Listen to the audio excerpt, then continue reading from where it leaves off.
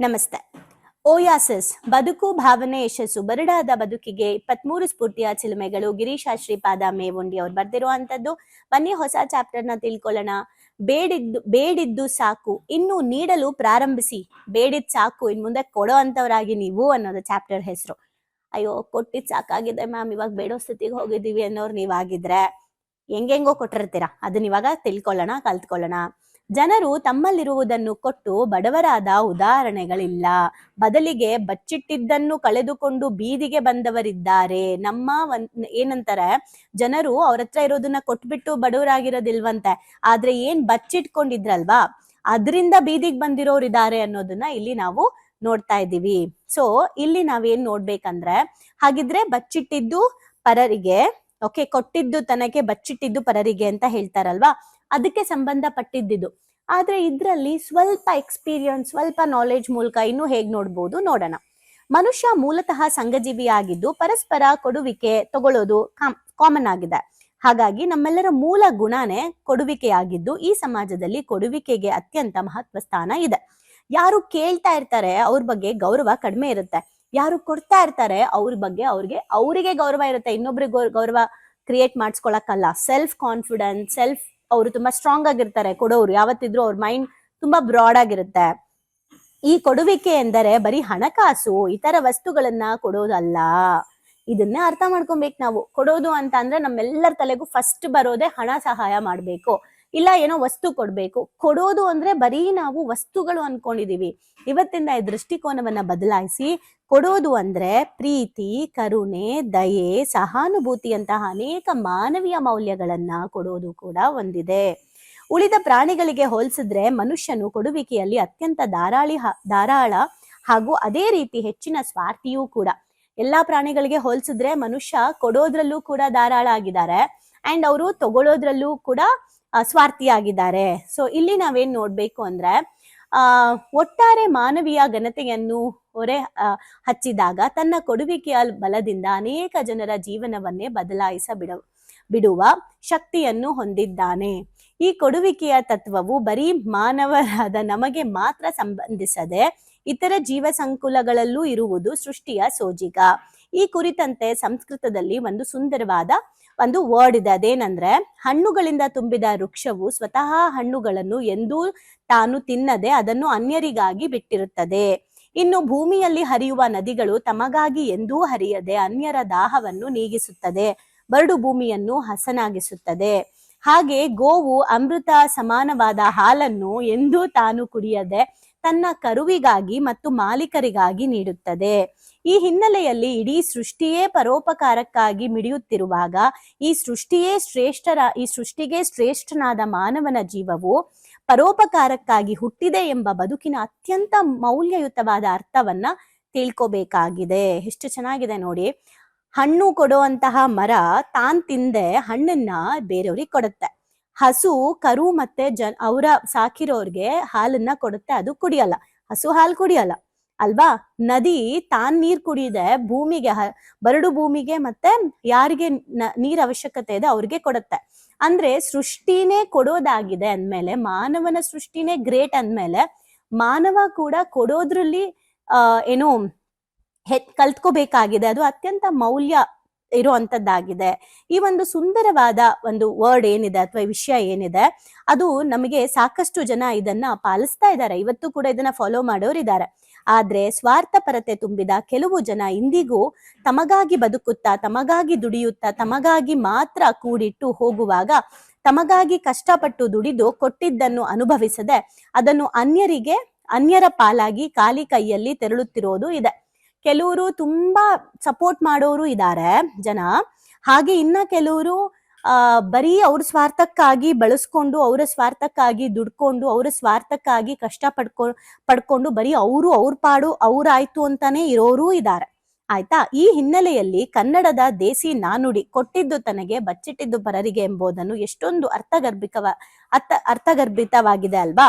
ಅಂದ್ರೆ ನಾವು ದುಡಿದು ಗಳಿಸಿದ್ದರಲ್ಲಿ ಒಂದು ಭಾಗ ಅಗತ್ಯವಿರುವ ಅನ್ಯರಿಗೆ ನೀಡಿದಲ್ಲಿ ಅದರ ಪುಣ್ಯ ಹೆಚ್ಚಾಗುತ್ತದೆ. ಎಲ್ಲ ಕೊಡ್ಬೇಕು ಅಂತ ಇಲ್ಲಿ ಹೇಳ್ತಿಲ್ಲ, ಬಿಕಾಸ್ ಇದು ಪ್ರಕೃತಿಯ ನಿಯಮ. ಪ್ರಕೃತಿ ಎಲ್ಲ ಕೊಟ್ಬಿಟ್ರೆ ಅದು ಖಾಲಿ ಆಗಲ್ವಾ. ಈಗ ಇಲ್ಲಿರೋದನ್ನೇ ವಾಪಸ್ ಹೇಳ್ತಾ ಹೋಗೋಣ ನಾವು. ಎಕ್ಸಾಂಪಲ್, ಈಗ ನದಿ ಎಲ್ಲಾ ಬರಡು ಭೂಮಿಗೆ ಕೊಟ್ಬಿಟ್ರೆ, ನದಿ ಖಾಲಿ ಆಗ್ಬಿಟ್ರೆ ಮತ್ತೆ ಬರಡು ಭೂಮಿ ಒಂದಿನ ಮತ್ತೆ ಅದು ಬರಡಾಗುತ್ತೆ. ಅವಾಗ ನೀರ್ ಯಾರು ಕೊಡ್ಬೇಕು? ನದಿನೇ ಕೊಡ್ಬೇಕು. ನದಿನೇ ಖಾಲಿ ಆಗ್ಬಿಟ್ರೆ ಹಂಗೆ ಇದನ್ನೇ ಸೂಕ್ಷ್ಮವಾಗಿ ನಾವ್ ಅರ್ಥ ಮಾಡ್ಕೊಬೇಕು. ಬಚ್ಚಿಟ್ಟಿದ್ದು ಪರರಿಗೆ ಕೊಟ್ಟಿದ್ದು ತನಗೆ ಅಂತ ಏನಿದೆ, ನೋಡ್ದಾ, ಕೊಟ್ಟಿದ್ದು ತನಗೆ ಅನ್ಬಿಟ್ಟು ಎಲ್ಲಾ ಕೊಡೋದಲ್ಲ. ಇದನ್ನೇ ನಾವು ಒಂದು ಲೇಯರ್ ಅಲ್ಲಿ ನೋಡ್ಬೇಕಾಗಿದೆ ಸೂಕ್ಷ್ಮವಾಗಿ. ನಾವು ಏನ್ ಸಂಪಾದನೆ ಮಾಡ್ತೀವಿ ಅದರಲ್ಲಿ ಒಂದು ಭಾಗವನ್ನ ನಾವು ಯಾರಿಗೆ ಅಗತ್ಯ ಇದೆ ಅವರಿಗೆ ಕೊಡೋದ್ರಿಂದ ಪುಣ್ಯ ಹೆಚ್ಚಾಗತ್ತೆ, ನಮ್ಮ ಖಾತೆಗೆ ಸೇರಿ ಅದರಿಂದ ನಮಗೆ ಲಾಭವಾಗುತ್ತೆ. ನನ್ನ ಪ್ರಕಾರ ಲಾಭ ಆಗತ್ತೆ ಅಂತಾನೂ ಕೊಡೋದಲ್ಲ, ಕೊಡೋದು ನಮ್ಮ ಧರ್ಮ ಅಂತ ಕೊಡೋದು ಅಷ್ಟೆ, ಆಯ್ತಾ? ಆದ್ರೆ ಯಾರಿಗೂ ಕೊಡದೆ ಬಚ್ಚಿಟ್ಟು ಸಂಪತ್ತು ಬರೀ ಸ್ವಾರ್ಥಕ್ಕಾಗಿ ಬಳಕೆ ಆಗತ್ತೆ. ಕೆಲವೊಂದ್ ಟೈಮ್ ಯಾರಿಗೂ ಕೊಡದೆ ಕೂಡಿಟ್ಟು ಬಚ್ಚಿಟ್ಟು ಒಂದಿನ ಹಾಸ್ಪಿಟಲ್ಸಿಗೆ ಸುರಿತಾರೆ, ಅಥವಾ ಯಾರೋ ಕಳ್ಳ ಬಂದು ಹೊತ್ಕೊಂಡು ಹೋಗ್ತಾರೆ, ಅಥವಾ ಎಲ್ಲೋ ಕಳ್ಕೊಂತಾರೆ. ಏನೋ ಒಂದ್ ಆಗುತ್ತೆ, ಇವಾಗ ಆಗ್ಬೋದು, ಮುಂದೆ ಆಗ್ಬೋದು, ಏನೋ ಒಂದ್ ಆಗುತ್ತೆ, ಆಯ್ತಾ? ಹಾಗಂತ ಆಗ್ಬೇಕು ಅಂತ ನಾನು ವಿಶ್ ಮಾಡ್ತಾ ಇಲ್ಲ, ಬಟ್ ಸ್ವಲ್ಪ ಕೊಡೋದನ್ನ ಕೂಡ ಪ್ರಾಕ್ಟೀಸ್ ಮಾಡ್ಬೇಕಾಗಿದೆ. ಬರೀ ಇಸ್ಕೊಳ್ಳೋರ್ಗೆ ಸಮಾಜದಲ್ಲಿ ಗೌರವ ಖಂಡಿತ ಇಲ್ಲ. ಹಾಗಾಗಿ ದಾನ ಧರ್ಮಗಳಲ್ಲಿ ಎಲ್ಲ ಮತ ಪಂಥಗಳಲ್ಲೂ ಇದನ್ನ ಹೇಳಿದ್ದಾರೆ. ಇವನ್ ಕುರಾನ್ ಅಲ್ಲಿ, ಬೈಬಲ್ ಅಲ್ಲಿ, ಭಗವದ್ಗೀತೆಯಲ್ಲೂ ಕೂಡ ದಾನ ಧರ್ಮಗಳನ್ನ ಮಾಡೋದು ಎಷ್ಟು ಶ್ರೇಷ್ಠ ಅಂತ ಕೂಡ ಹೇಳಿದ್ದಾರೆ. ನಾವ್ ಅದನ್ನ ಅರ್ಥ ಮಾಡ್ಕೊಂಡು ಭಗವದ್ಗೀತೆ, ಕುರಾನು, ಬೈಬಲ್ಲು ನಮ್ ಧರ್ಮ ಅಂತ ಹೇಳೋರೆಲ್ರೂ ಕೂಡ ಅದನ್ನ ದಯವಿಟ್ಟು ಫಾಲೋ ಮಾಡ್ಬೇಕಾಗಿದೆ. ಅವಾಗ್ಲೇ ನಾವು ಆ ಧರ್ಮಕ್ಕೆ ಕೊಡುವಂತ ವ್ಯಾಲ್ಯೂ ಆಗಿದೆ. ಸೊ ಹಾಗಾಗಿ ಇಲ್ಲಿ ನಾವು ನೋಡ್ಬೇಕಾಗಿರೋದು, ಈ ಜಗತ್ತಿನಲ್ಲಿ ಕೊಡುವವರು ಹಾಗೂ ಬೇಡುವವರು ಎಂದಿಗೂ ಇದ್ದಾರೆ ಹಾಗೂ ಮುಂದೆಯೂ ಇರ್ತಾರೆ. ಆದರೆ ನಮ್ಮಲ್ಲಿ ಅನೇಕರಿಗೆ ಕೊಡುವಿಕೆ ಒಂದ್ ರೀತಿ ಬರೀ ಅನ್ಯರಿಂದ ಏನಾದರೂ ಪಡ್ಕೋಬೇಕು ಅನ್ನೋದೇ ಇರುತ್ತೆ ಹೊರತು ತಗೋಬೇಕು ಅನ್ನೋದಿರೋದಿಲ್ಲ. ಆದ್ರೆ ಇಲ್ಲಿ ಕೆಲವರು ತಮಗಾಗಿ ಹಣ ಸಂಪತ್ತು ಗಳಿಸಿ ಅದರಲ್ಲಿ ಒಂದಿಷ್ಟು ಅನ್ಯರಿಗೆ ನೀಡಿ ದಾನಿಗಳು ಅಂತ ಅನ್ಸ್ಕೊಂತಾರೆ. ಇನ್ನು ಕೆಲವರು ತಾವು ದುಡಿದ ಹಣದಲ್ಲಿ ಬಹುಪಾಲು ಅನ್ಯರಿಗೆ ಕೊಟ್ಟು ಕೊಡಗೈ ದಾನಿ ಅಂತ ಅನ್ಸ್ಕೊಳ್ತಾರೆ. ಈ ಸಾಲಿನಲ್ಲಿ ನಮ್ಮ ದೇಶದ ಹೆಮ್ಮೆಯ ಟಾಟಾ ಸಂಸ್ಥೆಯವರು, ಇನ್ಫೋಸಿಸ್ ಸುಧಾಮೂರ್ತಿಯವರು, ವಿಪ್ರೋ ಸಂಸ್ಥೆಯ ಅಜಿಂ ಪ್ರೇಮ್ಜಿಯವರು, ಹೀಗೆ ಅನೇಕ ಮಹನೀಯರು ತಾವು ಗಳಿಸಿದ ಸಂಪತ್ತಿನಲ್ಲಿ ಬಹುಪಾಲನ್ನು ತಮ್ಮ ದಾನಕ್ಕಾಗಿ ದತ್ತಿ ಕಾರ್ಯಕ್ರಮಗಳ ಮೂಲಕ, ಅಂದ್ರೆ ಟ್ರಸ್ಟ್ಗಳ ಮೂಲಕ ಕಾರ್ಯಕ್ರಮನ ಸಮಾಜಕ್ಕೆ ನಿಸ್ವಾರ್ಥವಾಗಿ ಕೊಡ್ತಾ ಇದ್ದಾರೆ. ಸೊ ಇವರೆಲ್ಲರೂ ಗಳಿಸುವುದಕ್ಕಿಂತ ಕೊಡುವುದರಲ್ಲೇ ಹೆಚ್ಚಿನ ನೆಮ್ಮದಿಯನ್ನ ಪಡ್ಕೊಂಡಿದ್ದಾರೆ. ಅದಕ್ಕೆ ಅವ್ರ ಹತ್ರ ತುಂಬಾ ತುಂಬಾ ತುಂಬಾ ಹೋಗ್ತಾ ಇದೆ ಕೂಡ. ಈ ಕೊಡುಗೆಯ ಕುರಿತಾಗಿ ಕಥೆಯೊಂದು ನಮ್ಮ ಕಣ್ಮುಂದೆ ಬರುತ್ತೆ. ಒಂದಿನ ಸಮುದ್ರದ ತೀವ್ರತರವಾದ ಯೋಚನೆಯ ಭಾವದಲ್ಲಿ ತನ್ನನ್ನ ಸೇರುವ ನದಿಯನ್ನುದ್ದೇಶಿಸಿ, ನೀವು ನನಗಿಂತ ಗಾತ್ರದಲ್ಲಿ ಹಾಗೂ ವ್ಯಾಪ್ತಿಯಲ್ಲಿ ತೀರಾ ಚಿಕ್ಕವರು ಹಾಗೂ ಕೊನೆಗೆ ನನ್ನನ್ನೇ ಬಂದು ಸೇರುವವರು, ಆದರೂ ನಿಮಗೆ ಗೌರವ ಯಾಕಿದೆ ಅಂತ ಸಮುದ್ರ ನದಿನ ಕೇಳ್ತಂತೆ. ನೀವು ನಂಗಿಂತ ಚಿಕ್ಕವರು, ನೀವು ಫೈನಲಿ ಅಲ್ಲಿ ಎಲ್ಲೆಲ್ಲೋ ಹೋಗಿ ನನ್ನ ಹತ್ರಕ್ಕೆ ಬಂದ್ ಸೇರ್ತೀರಾ, ಆದ್ರೂ ನನಗೆ ಸಿಗಕ್ಕಿಂತ ಹೆಚ್ಚಿನ ಗೌರವ ನಿಮಗ್ ಸಿಗತ್ತೆ ಯಾಕೆ ಅಂತ ಸಮುದ್ರ ನದಿನ ಕೇಳ್ತಂತೆ. ಆಗ ನದಿ ಹೇಳ್ತಂತೆ, ನೀನು ಒಂದೇ ಕಡೆ ಇರ್ತೀಯ, ನೀನಾಯ್ತು ನಿನ್ ಪಾಡಾಯ್ತು ಅಂತ ಇರ್ತೀಯ, ಆದ್ರೆ ನಾವು ಎಲ್ಲೆಲ್ಲೆಲ್ಲೆಲ್ಲೋ ಬೇಕಾಗಿರೋರ್ಗೆ ನೀರ್ ಕೊಟ್ಟು, ಬತ್ತೋಗಿರೋ ಗಿಡಗಳಿಗೆ ನೀರ್ ಕೊಟ್ಟು, ಕುಡಿಯೋಕೆ ನಾವು ಮನುಷ್ಯರನ್ನು ಉಳಿಸ್ತೀವಿ. ಸೊ ನಿನ್ ನೀರನ್ನ ಕುಡಿಯಕ್ಕಾಗಲ್ಲ, ನಿನ್ ನೀರನ್ನ ಗಿಡಕ್ ಹಾಕಕ್ಕಾಗಲ್ಲ, ನೀನು ಎಲ್ಲೇ ಹೋದ್ರೂ ಕೂಡ ಅಲ್ಲಿ ಒಂದು ನೀರಿನ ಒಂದು ಜಲತತ್ವನ ಜಾಸ್ತಿ ಮಾಡಕ್ಕೂ ಆಗಲ್ಲ. ಸೊ ನೀನು ನಿನ್ನ ಪಾಡಾಯ್ತು ನೀನು ಅಂತ ಇದೆಯಾ, ಅದಕ್ಕೆ ನಿನಗೆ ಗೌರವ ಕಡಿಮೆ. ನಾವು ಎಲ್ಲಾರ್ಗೂ ಹೆಲ್ಪ್ ಮಾಡ್ಕೊಂಡ್ ಬರ್ತೀವಿ, ಅದಕ್ಕೆ ನಮ್ಗೆ ಗೌರವ ಜಾಸ್ತಿ ಅಂತ ನದಿ ಹೇಳ್ತಂತೆ. ಸೊ ಗಾತ್ರ ದೊಡ್ಡದು ಅನ್ನೋದು ಮ್ಯಾಟ್ರ್ ಅಲ್ಲ, ನೀವೆಷ್ಟು ಕ್ವಾಲಿಟಿ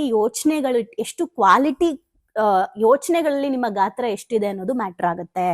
ಸೊ ಇದರಲ್ಲಿ ನಾವೆಲ್ಲ ನೋಡೋದಾದ್ರೆ, ನಾವಿವತ್ತು ಇನ್ನು ಈ ಕೊಡುಗೆಯ ಕೆಲವು ಹಣಕಾಸು ಮತ್ತು ಅಥವಾ ಸಂಪತ್ತಿನ ಹಂಚುವಿಕೆ ಮಾತ್ರ ಸೀಮಿತವಾಗಿಲ್ಲದೆ, ಶ್ರೀಮಂತ ಕುಟುಂಬದಲ್ಲಿ ಜನಿಸಿದ ಬಾಬಾ ಆಮ್ಟೆಯವರು ತಮ್ಮ ಸ್ಥಾನ, ಕುಟುಂಬ ಹಾಗೂ ಶ್ರೀಮಂತಿಕೆಯನ್ನು ತ್ಯಾಗ ಮಾಡಿ ಯಾರಿಗೂ ಬೇಡವಾದ ಕುಷ್ಠರೋಗಿಗಳ ಸೇವೆಗಾಗಿ ತಮ್ಮ ಜೀವನವನ್ನೇ ಮುಡಿಪಿಟ್ಟು ಮಾನವೀಯತೆಯನ್ನ ಮೆರೆದಿದ್ದಾರೆ. ಮಗ ಡಾಕ್ಟರ್ ಪ್ರಕಾಶ್ ಆಮ್ಟೆ ದಂಪತಿಗಳು ಕಾಡಿನಲ್ಲಿರುವ ಆದಿವಾಸಿ ಜನರ ಉದ್ಧಾರಕ್ಕಾಗಿ ತಮ್ಮ ಬದುಕನ್ನು ಮುಡಿಪಿಟ್ಟಿದ್ದಾರೆ. ದೆಹಲಿಯ IIT ವಿಶ್ವವಿದ್ಯಾಲಯದ ಪ್ರೊಫೆಸರ್ ಆಗಿದ್ದ ಅಲೋಕ್ ಸಾಗರ್ ಎಂಬುವವರು ತಮ್ಮ ಹುದ್ದೆ, ಕುಟುಂಬ ಹಾಗೂ ಐಷಾರಾಮಿ ಜೀವನವನ್ನು ತ್ಯಜಿಸಿ ಮಧ್ಯಪ್ರದೇಶದ ಕುಗ್ರಾಮದಲ್ಲಿನ ಜನರ ಸೇವೆಗಾಗಿ ತೊಡಗಿದ್ದಾರೆ.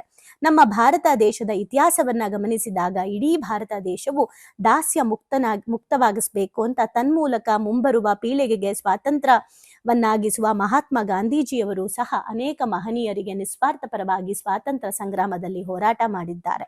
ತಮ್ಮ ಪ್ರಾಣವನ್ನೇ ತ್ಯಾಗ ಮಾಡಿ ಅಜರಾಮರವಾಗಿದ್ದಾರೆ. ಒಂದು ಆಶ್ಚರ್ಯಕರ ಸಂಗತಿ ಏನಂತ ಅಂದ್ರೆ, ನಮ್ಮೆಲ್ರಿಗೂ ನಮ್ಮ ತಂದೆ, ತಾಯಿ, ತಾತ, ಮುತ್ತಾತ ಹೆಸರು ನೆನಪಿದೆ. ಅದ್ರ ಆಚೆ ತಲೆಮಾರಿನ ನಮ್ಮ ಪೂರ್ವಜರ ಹೆಸರು ನಮ್ಗೆ ಹೇಳಕ್ ಬರಲ್ಲ. ಇದನ್ನ ನಾವು ತುಂಬಾ ಕಡೆ ಕೇಳಿದೀವಿ. ಇನ್ನ ಅನೇಕರಿಗೆ ಬದುಕಿರುವ ನಮ್ಮ ಸ್ನೇಹಿತರು, ಸಂಬಂಧಿಕರುಗಳ ಹೆಸರೇ ನೆನಪಿಲ್ಲ. ಆದ್ರೆ ನಾವು ನೋಡಿರುವ ಹಾಗೆ ನಮ್ಮ ಇತಿಹಾಸದಲ್ಲಿ ದಾಖಲಾದ ಮಹನೀಯರಾದ ಎಷ್ಟೋ ಜನ, ಸ್ವಾಮಿ ವಿವೇಕಾನಂದರು, ಮಹಾತ್ಮ ಗಾಂಧೀಜಿಯವರು, ಸುಭಾಷ್ ಚಂದ್ರ ಬೋಸ್, ರತನ್ ಟಾಟಾ ಹಾಗೂ ಡಾಕ್ಟರ್ APJ ಅಬ್ದುಲ್ ಕಲಾಂ, ಹೀಗೆ ಅನೇಕರ ಹೆಸರುಗಳು ನಮಗೆ ನೆನಪಿದೆ. ಯಾಕಂದ್ರೆ ಅವರೆಲ್ಲ ಸಮಾಜಕ್ಕೆ ಕೊಟ್ಟಿರೋರು. ಹಾಗಿದ್ಮೇಲೆ ಬರೀ ಹಣವನ್ನು ಮಾತ್ರ ಅಲ್ಲ, ನಮ್ಮಲ್ಲಿರೋ ಜ್ಞಾನ ಆಗಿರ್ಬೋದು, ನಮ್ಮಲ್ಲಿರೋ ಪ್ರೀತಿ ಆಗಿರ್ಬೋದು, ಎಲ್ಲವನ್ನು ಬರೀ ಸ್ವಾರ್ಥಕ್ಕಾಗಿ, ತನ್ನ ಕುಟುಂಬಕ್ಕಾಗಿ ಮಾತ್ರ ಬಳಸ್ಕೊಳ್ದೆ ಸಮಾಜಕ್ಕಾಗಿ ಕೊಡುವಂಥದ್ದನ್ನ ಕಲಿಬೇಕಾಗಿದೆ. ಈ ಕೊಡುವಿಕೆ ಅನ್ನೋದು ಒಂದು ಮೌಲ್ಯಯುತವಾದ ನಮ್ಮ ಸಮಾಜಕ್ಕೆ ತಮ್ಮ ಮೌಲ್ಯಯುತವಾದ ಜೀವನವನ್ನ ನಡೆಸಕ್ಕೆ ಇದು ತುಂಬಾ ಹೆಲ್ಪ್ ಮಾಡುತ್ತೆ. ಸೊ ನನಗೆ ತುಂಬಾ ಇಷ್ಟ ಆಗಿದ್ದು ಚಾಪ್ಟರ್ ಇದು. ಬೇಡಿದ್ದು ಸಾಕು ಇನ್ನು ನೀಡಲು ಪ್ರಾರಂಭಿಸಿ. ಅಫ್ಕೋರ್ಸ್ ಒಂದು ಖುಷಿ ವಿಚಾರ ಹಂಚ್ಕೋಬೇಕು, ಅದೇನಂದ್ರೆ ನಮ್ಮ ಎಮೋಜಮ್ ಸಂಸ್ಥೆ ಯಾವುದೇ ಒಂದು ವರ್ಕ್ಶಾಪ್ ನ ಶುರು ಮಾಡಕ್ಕೆ ಮುಂಚೆ ಯಾವುದೋ ಒಂದು ವರ್ಕ್ಶಾಪ್, ಯಾಕಂದ್ರೆ ನಮ್ದು ಎವ್ರಿ ಮಂತ್ ವರ್ಕ್ಶಾಪ್ ಇರುತ್ತೆ, 10 ಲೆವೆಲ್ ಇರುತ್ತೆ, 10 ತಿಂಗಳು ನಡೆಯುತ್ತೆ. 30 days ಟ್ರಾನ್ಸ್ಫಾರ್ಮೇಶನ್ ಸೇರಿ ನಮ್ದು 12 months ನಡೆಯುತ್ತೆ. ಓಕೆ, 12 ತಿಂಗಳು, ಎವ್ರಿ ಮಂತ್ ಒಂದೊಂದು. 1 month ಮನಿ, 1 month ಮನಿ 2, 1 month ಹೆಲ್ತ್ 1, ಹೆಲ್ತ್ 2, ಈ ತರ ಬ್ಯಾಕ್ ಟು ಬ್ಯಾಕ್ ಇರುತ್ತೆ. ಯಾವುದೇ ಒಂದು ವರ್ಕ್ಶಾಪ್ ಮನಿ ಲೆವೆಲ್ 1 ಶುರು ಮಾಡಕ್ಕೆ ಮುಂಚೆ ನಾವು ಯಾವ್ದಾದ್ರು ಒಂದು ಆಯ್ಕೆ ಮಾಡ್ಕೊಂಡು ಡೊನೇಟ್ ಮಾಡ್ತೀವಿ. ಇದನ್ನ ಯಾಕೆ ಹೇಳ್ತಾ ಇದ್ದೀನಿ ಅಂದ್ರೆ, ನಮಗೆ ಎಷ್ಟೇ ನಾವು ಫೀಸ್ ತಗೊಂಡ್ರು ಕೂಡ, ಅದರಲ್ಲಿ ನಮ್ಗೆ ಎಷ್ಟೇ ಖರ್ಚು ಬಂದ್ರು ಕೂಡ, ನಮ್ಮ ಕಂಪನಿಯ ಗ್ರೋತ್ಗೆ ಏನ್ ಬೇಕು ಅದನ್ನ ಇಟ್ಕೊಂಡು, ಏನ್ ಮಾಡ್ಬೇಕು ಎಲ್ಲ ಸಂಬಳಗಳನ್ನ ಕೊಟ್ಟು, ಅದರಲ್ಲಿ ಒಂದು ಭಾಗ ಆದ್ರೂ ಕೂಡ ನಾವು ಸೊಸೈಟಿಗೆ ಒಂದೊಂದು ವರ್ಕ್ಶಾಪ್ಗಿಂತ ಮುಂಚೆ ಒಂದೊಂದು ಕಡೆ ನಾವು ಕಾಂಟ್ರಿಬ್ಯೂಟ್ ಮಾಡ್ತೀವಿ. ಯಾಕಂದ್ರೆ ಇದೇ ಹೇಳಿದ್ರಲ್ಲ, ಬೇಡಿದ್ದು ಸಾಕು, ಸೊ ಇನ್ ಮುಂದೆ ಕೊಡೋಣ ಅಂತ. ಸೊ ಯಾವಾಗ ನಾವು ಕೊಡಕ್ ಸ್ಟಾರ್ಟ್ ಆಗ್ತೀವಿ, ಅವಾಗ ನಮ್ಮ ಮೇಲೆ ನಮ್ಗೆ ಕಾನ್ಫಿಡೆನ್ಸ್ ಬರುತ್ತೆ. ಖಂಡಿತ ಪುಣ್ಯ ಸಂಪಾದನೆ ಮಾಡ್ಬೇಕು ಅಂತ ಅಲ್ಲ, ಅದು ನಮ್ ಧರ್ಮ ಅಂತ. ಅದೇ ರೀತಿ ಮುಂದೆ ಕೂಡ ನಾವೊಂದು ಟ್ರಸ್ಟ್ ಓಪನ್ ಮಾಡಿ, ನಿಮ್ಗೆಲ್ಲ ಗೊತ್ತಿರೋ ಹಾಗೆ, ನಮ್ಮನ್ನ ಯಾರು ನೋಡಿದೀರಾ, ಕೇಳಿದೀರಾ, ನಮ್ಮನ್ನ ಎಕ್ಸ್ಪೀರಿಯನ್ಸ್ ಮಾಡಿದಿರಾ, ನಿಮಗೆ ಗೊತ್ತಿದೆ, ಪ್ರತಿ ಹಳ್ಳಿಯಲ್ಲೂ ಕೂಡ ಮೆಡಿಟೇಷನ್ ಸೆಂಟರ್ ಅಂಡ್ ಯೋಗ ತರಬೇತಿಗಳನ್ನ ಸ್ಟಾರ್ಟ್ ಮಾಡ್ಬೇಕು ಅಂದ್ರೆ, ಪ್ರತಿ ಹಳ್ಳಿಯಲ್ಲೂ ಒಬ್ಬ ಯೋಗ ತರಬೇತಿದಾರರನ್ನ ನಾವು ಕ್ರಿಯೇಟ್ ಮಾಡ್ಬೇಕು. ಯೋಗ ಟ್ರೈನರ್ಸ್ನ ನಾವು ಕ್ರಿಯೇಟ್ ಮಾಡ್ಬೇಕು. ಅವ್ರನ್ನ ಕ್ರಿಯೇಟ್ ಮಾಡ್ಬೇಕು ಅಂದ್ರೂ ಕೂಡ ನಮಗೆ ಅವ್ರಿಗೆ ಹೇಳ್ಕೊಡೋಕೆ ಒಂದು ವಸತಿ ಬೇಕು, ಉಳ್ಕೊಳಕ್ ಜಾಗ, ಅವ್ರಿಗೆ ಇರೋ ಅಷ್ಟು ದಿನ ಊಟ ಎಲ್ಲವೂ ಬೇಕು. ಅಂದ್ರೆ ಖಂಡಿತ ನಾವು ಕೂಡ ಹೆಚ್ಚು ಕೊಡ್ಬೇಕು ಅವ್ರಿಗೆ. ಅಂದ್ರೆ ನಾವು ಏನಿದೆ ಅದ್ರಲ್ಲಿ ಒಂದು ಭಾಗ ಸರ್ವಿಸ್ ಅಂತ ಇಟ್ಕೊಂಡು ಬಂದು ನಾವೇನೇನ್ ಮಾಡ್ಬೇಕು ಅನ್ಕೊಂಡಿದೀವಿ, ಕೆಲವೊಂದು ಸಮಾಜ ಮುಖ ಕೆಲಸಗಳನ್ನ ನಾವು ಮಾಡ್ಬೇಕಾಗಿದೆ. ಸೊ ಇದು ಬರೀ ಕಂಪನಿಗಳಿಗೆ, ಕೆಲವು ವ್ಯಕ್ತಿಗಳಿಗೆ ಮಾತ್ರ ಅಲ್ಲ.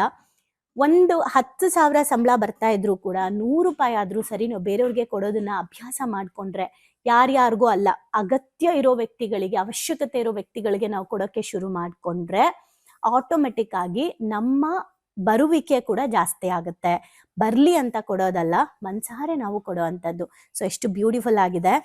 ಈಗ ಇದೆಲ್ಲ ಇರ್ಲಿ, ಕೊಡೋದ್ರಿಂದ ಯಾರ್ಯಾರು ಕೊಟ್ಟಿದ್ದಾರೆ, ಯಾಕೆ ಕೊಡ್ಬೇಕು, ಎಷ್ಟು ಬ್ಯೂಟಿಫುಲ್ ಎಲ್ಲ ನೋಡಿದ್ವಿ. ಬಟ್ ಕೊಡೋದ್ರಿಂದ ಏನೇನ್ ಬೆನಿಫಿಟ್ ಅಂತ, ಬೆನಿಫಿಟ್ ನ ತಿಳ್ಕೊಳ್ದೇನೆ ಕೊಡ್ಬೇಕು ಆಕ್ಚುಲಿ. ಬಟ್ ಸ್ಟಿಲ್ ಆಥರ್ ಕೊಡೋಕೆ ಒಂದ್ ಸ್ವಲ್ಪ ಬಿಸ್ನೆಸ್ ತರ ಯೋಚನೆ ಮಾಡಿ, ಪ್ರಾಫಿಟ್ ಆದ್ರೂ ತೋರ್ಸೋಣ ಅಟ್ಲೀಸ್ಟ್ ಕೊಡ್ಲಿ ಅಂತ, ಅಂದ್ರೆ ಒಳ್ಳೆ ಕೆಲಸ ಮಾಡೋದಕ್ಕೆ ಅಟ್ಲೀಸ್ಟ್ ಮೋಟಿವೇಟ್ ಆಗ್ಲಿ ಅಂತ, ಅದಕ್ಕೆ ಕೊಡೋದಕ್ಕೂ ಕೂಡ ಏನ್ ಬೆನಿಫಿಟ್ಸ್ ಅಂತ ಹೇಳಿದ್ದಾರೆ, ಅದನ್ನ ನಾಳೆ ತಿಳ್ಕೊಳ್ಳೋಣ. ಏನೆಲ್ಲ ಬೆನಿಫಿಟ್ಸ್ ಇದೆ, ಕೊಡೋದ್ರಿಂದ ಕೂಡ ಎಷ್ಟೆಲ್ಲ ಬೆನಿಫಿಟ್ಸ್ ಇದೆ ಅಂತ. ಸೊ ನಿಮ್ಮ ಲೈಫಲ್ಲಿ ನೀವು ಕೊಡದೇ ಇರೋದನ್ನ ಕೊಡಕ್ ಶುರು ಮಾಡಿದ್ದೀರಾ, ಏನೇನ್ ಕೊಡ್ತಿದ್ದೀರಾ, ನಿಮ್ ಲೈಫಲ್ಲಿ ಹೇಗೆ ಕಾಂಟ್ರಿಬ್ಯೂಟ್ ಸ್ಟಾರ್ಟ್ ಆಗಿದೆ ಅಂತ ನೀವು ಹೇಳ್ಬೋದು. ಅಂಡ್ ಮುಂದೆ ನಮ್ಮ ಎಮೋಜಿಮ್ ಟ್ರಸ್ಟ್ ಕೂಡ ಸ್ಟಾರ್ಟ್ ಆಗ್ತಾ ಇದೆ. ಖಂಡಿತ ನೀವೆಲ್ಲರೂ ನಮ್ಮ ಟ್ರಸ್ಟ್ ನ ಮೂಲಕ ಕೂಡ ಸಮಾಜಕ್ಕೆ ದೊಡ್ಡದಾದಂತ ಕೊಡುಗೆನ ನೀವು ಕೂಡ ಕೊಡ್ಬೋದು, ನಾವೆಲ್ಲರೂ ಸೇರಿ ಮಾಡಬಹುದು. ಅಂಡ್ ಇದು ನಮ್ಮೆಲ್ಲರ ಒಂದು ಸಮಾಜಕ್ಕೆ ನಾವು ಕೊಡುವಂತಹ ಒಂದು ಬ್ಯೂಟಿಫುಲ್ ಗಿಫ್ಟ್ ಆಗುತ್ತೆ. ಎಲ್ಲರ ಒಂದು ಬ್ಲೆಸ್ಸಿಂಗ್ಸ್, ಎಲ್ಲರ ಒಂದು ಪಾಲು ಆ ಒಂದು ಸೇವೆಯಲ್ಲಿ ಸೇರುತ್ತೆ. ಅನೌನ್ಸ್ ಮಾಡಿದಾಗ ಇನ್ಫಾರ್ಮ್ ಮಾಡ್ತೀವಿ. ಸೊ ಸದ್ಯದಲ್ಲೇ ಟ್ರಸ್ಟ್ ರೆಡಿ ಆಗ್ತಾ ಇದೆ. ಮೇ ಬಿ ಅದನ್ನ ಹೇಳ್ಬೇಕಿತ್ತೋ ಏನೋ, ಅದಕ್ಕೆ ಭಗವಂತ ನನಗೆ ಈ ಚಾಪ್ಟರ್ನ, ಈ ಬುಕ್ನ ನನಗೆ ಕೊಟ್ಟು ಹೇಳಿಸ್ತಾ ಇದ್ದಾರೆ. ಸೊ ಈಚ್ ಅಂಡ್ ಎವ್ರಿ ಚಾಪ್ಟರ್ನ ನಾವು ಅಬ್ಸರ್ವ್ ಮಾಡಿದ್ರೆ ಇಂಡೈರೆಕ್ಟ್ಲಿ ಅಂಡ್ ಡೈರೆಕ್ಟ್ಲಿ ತುಂಬಾ ಕನೆಕ್ಷನ್ ಇದೆ. ಸೊ ಏನೇನು ಅರ್ಥ ಆಯ್ತು ಅಂತ ಕಮೆಂಟ್ ಮಾಡಿ, ನಾಳೆ ಅದ್ರ ಬೆನಿಫಿಟ್ಸ್ ಏನು ಅಂತ ತಿಳ್ಕೊಳ್ಳೋಣ. Thank you.